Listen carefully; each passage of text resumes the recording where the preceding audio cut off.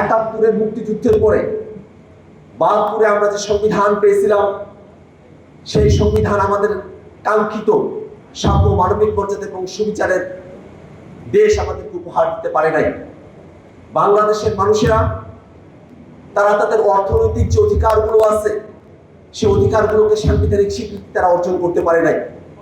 খাদ্য, বস্ত্র, বাসস্থান, শিক্ষা, চিকিৎসার কথা আমরা আমাদের প্রাথমিক পর্যায়ের শিক্ষা ব্যবস্থায় সেগুলোকে অধিকার হিসেবে আমরা দেখি, কিন্তু দুর্ভাগ্যের বিষয় আমাদের এই অর্থনৈতিক অধিকারগুলোকে সাংবিধানিক স্বীকৃতির পর্যায়ে আমরা নিয়ে আসতে পারি নাই।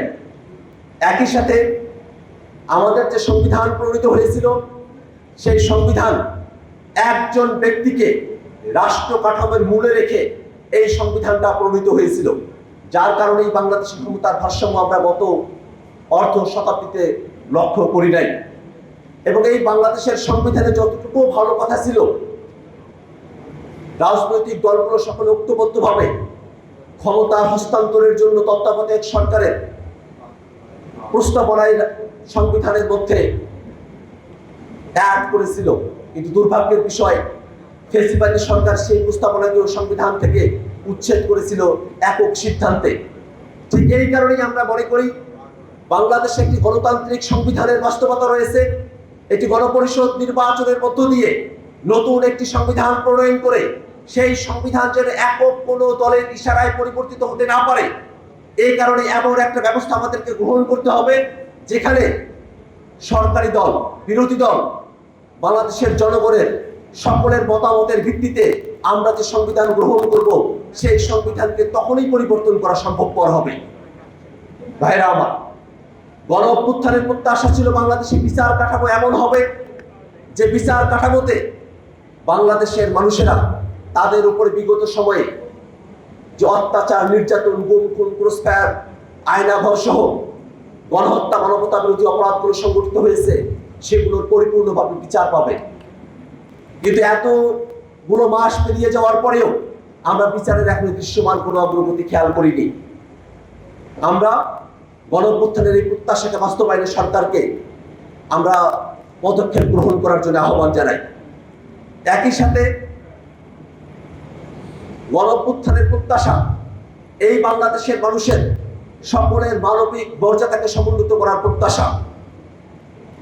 এই বাংলাদেশের মানুষেরা কারাবন্দী হয়েছিলাম, শুনতে খুব অন্যরকম মনে হতে পারে, যেটা খুব জাতীয় পর্যায়ের হয়তো কথা নয়, কিন্তু এটাই আসলে জাতীয় পর্যায়ের কথা। আমাদের বন্দীদেরকে যখন থানার গারদে রাখা হয়, খুবই অমানবিক, মানবেতর একটা পরিস্থিতিতে বন্দীদেরকে থানার গারদে রাখা হয়। সেখানে খুব সুন্দরভাবে থাকার কোনো পরিবেশ নাই, ময়লা আবর্জনা, পোকামাকড়ে ভরপুর একটা রুমে এই যে বন্দীদেরকে রাখা হয়, এটা মানবিক মর্যাদার সঙ্গে যায় না। এক্সট্রিম মশার কয়েল প্ল্যান্ট ফাইবার দিয়ে তৈরি, তাই সহজে ভাঙে না, সুগন্ধিযুক্ত ও নিরবিচ্ছিন্নভাবে জ্বলে। ডেঙ্গু, চিকুনগুনিয়া বাহি সহ যে কোনো মশার বিরুদ্ধে দেয় এক্সট্রিম সুরক্ষা। আমরা প্রত্যাশা করি নতুন যে বাংলাদেশ আমরা গঠন করতে চাই, সেখানে একজন অপরাধীও আইনের সুরক্ষা লাভ করবে, সেখানে একজন অপরাধীও তার ন্যূনতম মানবিক মর্যাদা, নাগরিক অধিকার সুরক্ষা পাবে। নতুন বাংলাদেশ সকলের হয়ে উঠবে। এই বাংলাদেশ জাতি, ধর্ম, বর্ণ নির্বিশেষে বাংলাদেশের সকল ধর্মের মানুষের হয়ে উঠবে।